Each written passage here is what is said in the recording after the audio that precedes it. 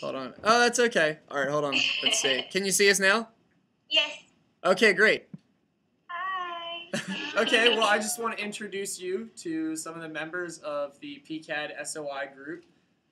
This is Haruka. She's the one who contacted you originally. And we figure we get started. I'm trying to see if I can get a bigger... There you go. We can see all of you. We've got you up on a big screen, too, so...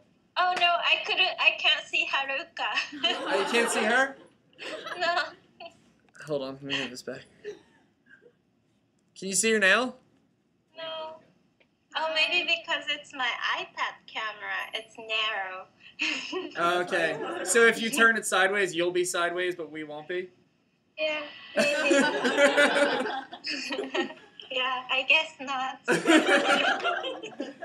Well, that's fine. Well, poke your head into the shot or something. I saw her head. Okay, good. Just to get started, I figure I just ask you to talk about yourself, your work, sort of maybe from the beginning, like how you got started doing what you're doing up until now. I grew up in Japan, and when I was 17, I came to US. And I started to go to Savannah College of Arts and Design, majoring illustration. And right after, I came to New York for my MFA illustration. And that was, I graduated 2002. So it's been 10 years that I've been doing illustration. And let's see. I usually, when I graduated from school, all the professor was very pressuring me to have my own style, because that's the most important things for illustrator. But actually, I didn't have any styles, and I was very worried. And after graduation, I decided to just concentrate in drawing what I'm interested in and what I know. So I was looking back my childhood, and I realized I had this place called Totai Island. It's my imaginary island where I used to go and play when I was little.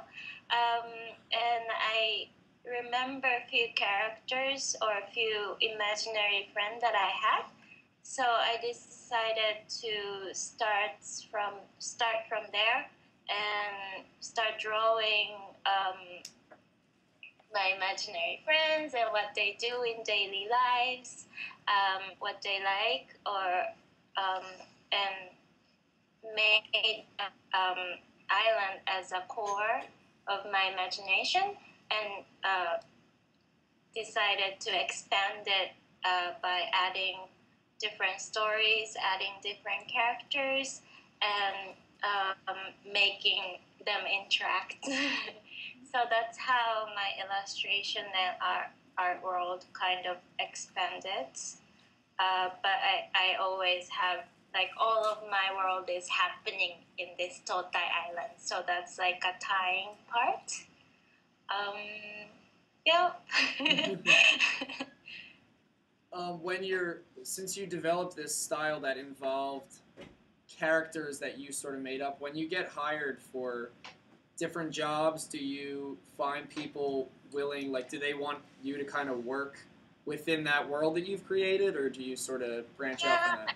I think because when I started sending out the promotion, I only send out those postcards or mailers that are my personal work.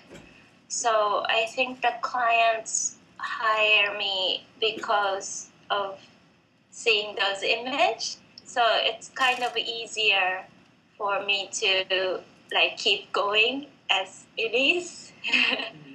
But yeah.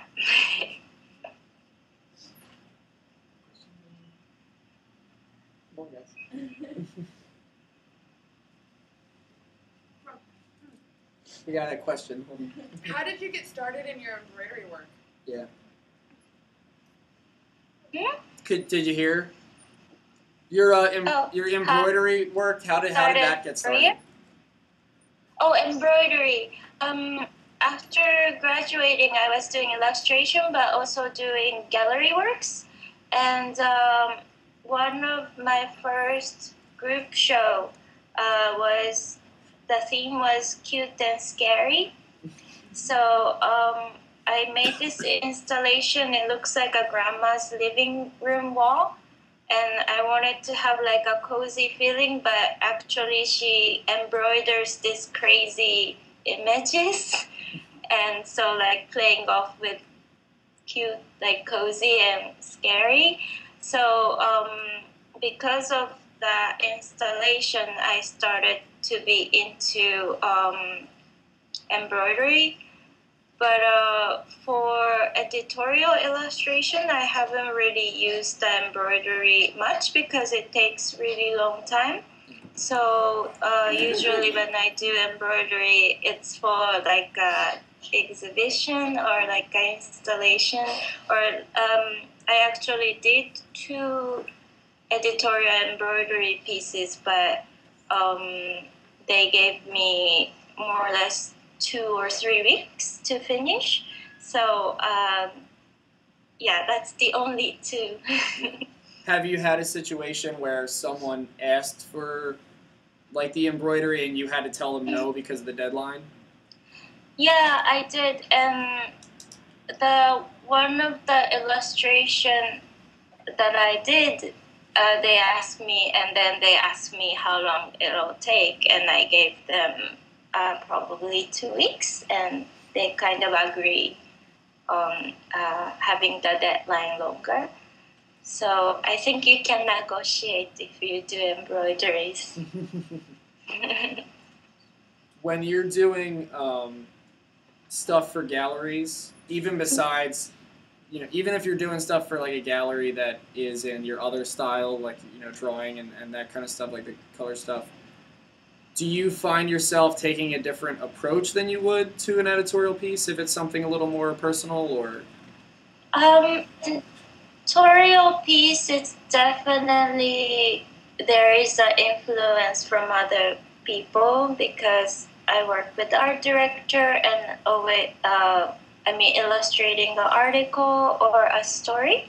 It's different than pure my own imagination. But when I do the editorial, I try to bring in my character and also like their world and backgrounds in a way. So there's not much. If you look at the image, there's not much wall between my illustration and my fine artwork. And I try to do that because it's more fun for me to just do my own things. When you were in school, you said that you didn't really have your own style. What kind of work were you doing? Was it like a different medium, or what was the nature of your work when you were in school? When I went to undergrad, it was the time, I guess the first year of my college, the Photoshop appeared. And people were very excited about this new technology, and we had to take classes. And because it's new, and everybody thought it's going to change the illustration world, they were very encouraging us to do digital work. So I was doing a lot of digital work and also doing like acrylic children's book style work. So I was kind of confused with the medium too. Like I'm not really good at computers, so